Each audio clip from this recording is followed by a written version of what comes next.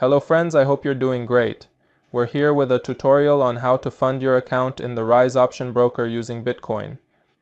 As you saw in previous tutorials, we created our account with this broker and successfully verified our identity. We also made deposits using Tether TRC20 and Tether ERC20. In this video, we intend to make a deposit using Bitcoin. To do this, we click on the Advanced option, select cryptocurrencies from the available methods, and in the Bitcoin section, we choose the amount we want to deposit. As you can see, the minimum deposit amount for Bitcoin is $10. In this section, the destination address for Bitcoin is shown to us, which we will deposit the desired amount to this address. We go into our personal wallet on our mobile phone. We select the desired amount, which is Bitcoin, and click on the Send option.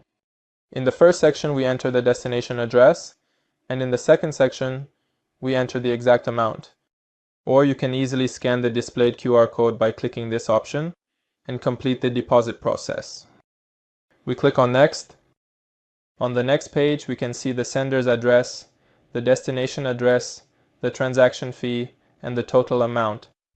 After clicking on the Confirm option and entering the password, our payment will be successfully processed. Note that if you intend to use the bonus code, you can enter it in this section and select the Activate option. And if you don't want to use the 20% bonus from the site, you can uncheck this option and receive your desired amount. Normally, our deposited amount will receive a 20% bonus credited to our account.